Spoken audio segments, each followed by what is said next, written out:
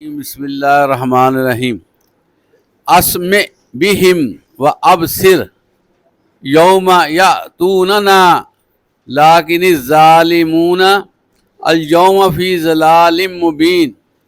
کیا خوب سنتے اور دیکھتے ہوں گے جس دن وہ ہمارے پاس آئیں گے، لیکن آج ظالم لوگ واضح گمراہی میں پڑے ہوئے ہیں۔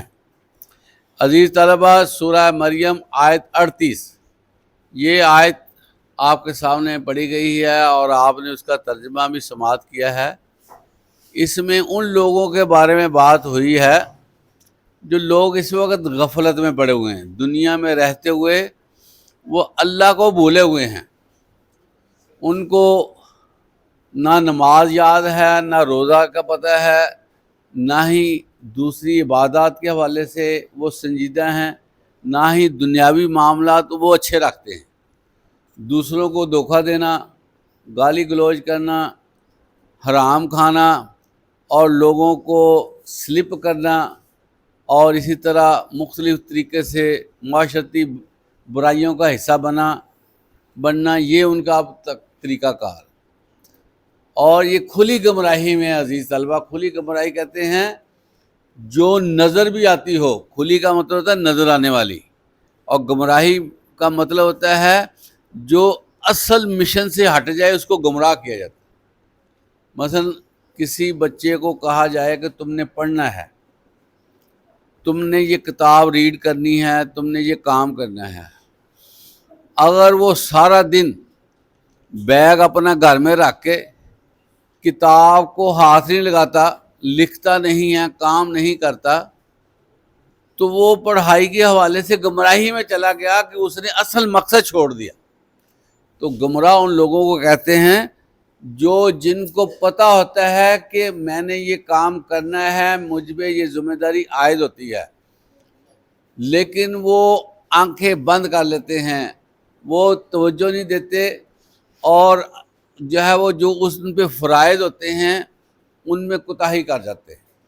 اللہ فرما رہے ہیں ایسے لوگ جو دنیا میں رہتے ہوئے گمراہ رہے، اللہ کے معاملے میں انہوں نے سنجیدگی نہیں کی اور 2 نمبر راہیں ڈھونڈتے رہے اور دنیا میں اپنے مفادات کے لیے بھاگے پھرتے رہے۔ اب وہ دیکھیں گے، اب وہ سنیں گے بھی۔ سمجھ آئی کہ نہیں؟ یعنی کہ ان کی پھر آنکھیں کھلی کی کھلی رہ جائیں گی۔ وہ عزیز طلبہ اپنے ہاتھوں کو نا ایسے جس کو کہتے ہیں چبانا، یہ قرآن مجید میں آتا ہے کہ جو لوگ خسارے میں جانے والے ہوں گے نا، جنہوں نے دنیا میں توجہ نہ دی ہوگی اللہ کے بارے میں، قیامت کے دن جب اللہ ان کو اٹھائے گا نا تو اپنے ایسے ہاتھوں کو چباتے ہوں گے جس طرح بندہ اپنے پہ غصہ کرتا ہے، وہ پریشان ہوتا ہے کہ یار مجھ سے یہ غلطی ہو۔ ان کو پھر وہ جو موقع ملنا نا عزیز طلبہ، وہاں پر پھر اس میں گنجائش نہیں ہے واپسی کی۔ دنیا میں رہتے ہوئے نا بڑے سے بڑا غم جو آتا ہے نا، وہ آخر ختم ہو جاتا ہے، یا دنیا میں رہتے ختم ہوتا ہے، جب مر جائے پیسے ختم ہو جاتا ہے۔ لیکن عزیز طلبہ جو آخرت کا غم ہوگا نا، وہ بڑا ہی زیادہ ڈینجرس ہوگا، اور بندے کے لیے کوئی آپشن نہیں ہوگی، وہ اختیار نہیں ہوگا کہ بندہ وہ اپنے آپ کو بچا سکے۔ عزیز طلبہ، یہ بات بڑی سننے والی ہے کہ جہنم میں جب بندے چلے جائیں گے نا، جہنم میں وہ آوازیں دیں گے، فرشتوں کو پکاریں گے۔ عزیز طلبہ، جو جہنمی ہوں گے اتنی دور ہوں گے نا کہ ان کی آواز نہیں پہنچ سکے گی۔ پھر ایک اور میں آپ کو بتاؤں، اللہ تعالیٰ نے جو جہنم میں فرشتے کھڑے کیے ہوں گے نا، جس کو دروغہ کہتے ہیں، نگران، ہمارے دل ہے، وہ بندہ روتا ہوا دیکھے تو ہمیں ذرا نرمی آ جاتی ہے نا، کوئی ایسی چیز دیکھیں، ایکسیڈنٹ دیکھیں، کوئی زخمی دیکھیں تو ہمارے لیے مسئلہ بنتا ہے۔ لیکن اللہ تعالیٰ نے جہنم میں ایسے فرشتے کھڑے کیے ہیں جن میں جذبہ محبت نہیں ہے۔ ان کے سامنے کوئی روئے گا، پیٹے گا، پریشان ہوگا، واویلا کرے گا، ترلے منتیں کرے گا، ہاتھ جوڑے گا، ان پہ ان فرشتوں پہ اس کا اثر ہی کوئی نہیں ہونا. اللہ نے ایسے فرشتے وغیرہ کر دیے ہیں. تو اللہ تعالیٰ یہاں فرما رہے ہیں کہ ان کی پھر آنکھیں کھل جائے گی، ان کی سماعت جو ہے وہ کام کرنے لگ جائے گی، ان کو ہر چیز کا چانن ہو جائے گا، اور جو وہ گناہ کرتے رہے ہوں گے نا وہ ایک فلم کی طرح ان کے سامنے آنے لگ جائے گی. اور خود ہی عزیز طلبہ آپ دیکھیں کہ خود ہی ان کو احساس ہو جائے گا میں تو غلط کرتا رہا ہوں، میں تو اچھا اس کی ایک مثال میں آپ کو دیتا ہوں. ابو جہل کو جانتے نا آپ؟ اسلام کا سب سے بڑا دشمن ابو جہل، پتہ آپ کو؟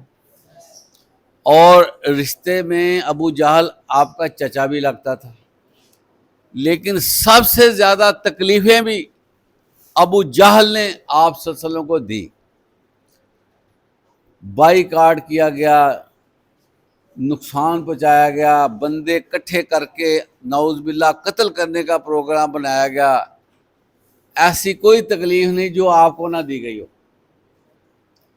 اب وہ ابو جہل جو تھا وہ بڑے تکبر کے ساتھ غزوہ بدر میں آ گئے لڑنے کے لیے. پتہ ہی آپ کو غزوہ بدر ہوئی، اس وقت اس ابو جہل کو نا آپ جیسے بچوں نے قتل کیا تھا، پتہ آپ کو؟ اور چھوٹی عمر کے بچے تھے، انہوں نے خود قتل کیا ابو جہل کو کہ یہ ہمارے نبی کو برا بھلا کہتا تھا. اب اللہ کے نبی فرماتے ہیں کہ جو ہی اس کا سر کاٹا گیا نا، سر جب کاٹا گیا تو اس وقت ہی اللہ نے اس کو ساری تصویر دکھا دی کہ تم تو غلط تھے. جس طرح ابھی بات ہو رہی ہے نا کہ وہ سنتے ہوں گے، دیکھتے ہوں گے، اللہ تعالیٰ نے ابھی اس کی جان نکلی ہے.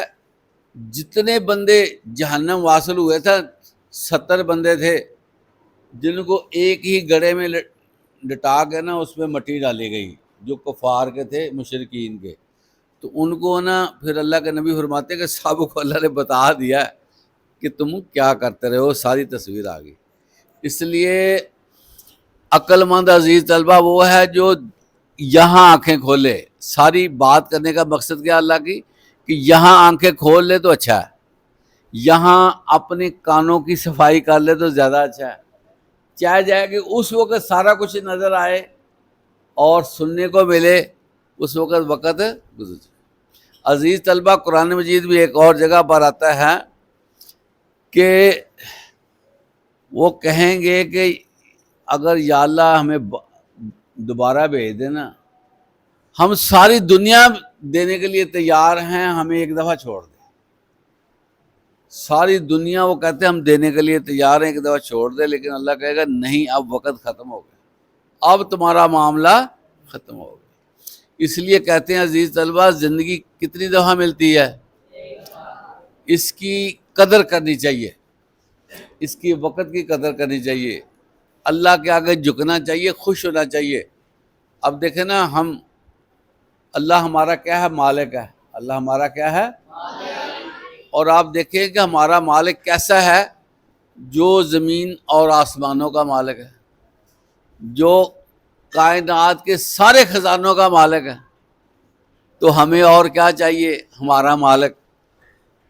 جب کسی کے بندے کا مالک بہت اچھا ہو نا، مثلا بندہ کوئی ڈرائیور ہے، کسی کے گھر میں ملازم ہے، اس سے پوچھا جائے نا تمہارا مالک کیسا ہے، وہ کہتا ہے یہ بڑا اچھا ہے، جو کھاتا ہے مجھے بھی کھلا دیتا ہے اور مجھے نئے نئے کپڑے بھی دے دیتا ہے، میرے لیے اچھا کمرہ بنایا ہے اس نے، مجھے جو ہے نا پوچھتا رہتا ہے، وہ اتنا خوش ہوتا ہے.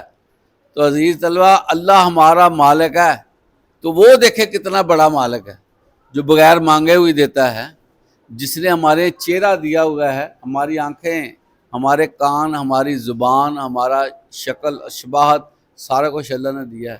ہمیں مختلف قسم کے کھانوں سے نوازتا ہے، پھل کھاتے ہیں، ہم کتنی چیزیں روزانہ کھاتے ہیں، کتنا موسم انجوائے کرتے ہیں. عزیز طلبہ آپ دیکھیں کہ وہ مالک دیکھیں، ایک وہ مالک دیکھیں جو تنخواہ دیتا ہے تھوڑی سی، لیکن وہ اچھا سلوک کرتا ہے تو وہ کہتے ہیں اچھا ہے.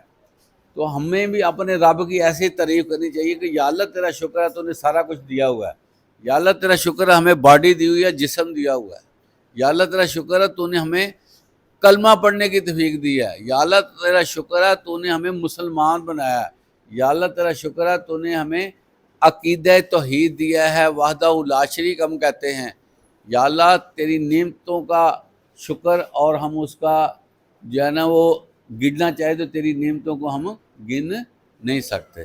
تو اللہ تعالی ہمیں اپنا فرما بردار بنائے اور ہمیں شکر گزار بنا دے، ہم ہر لمحہ ہر لحظہ اللہ کا شکر ادا کرتے رہیں۔ وآخر دعوانا الحمدللہ رب العالمین۔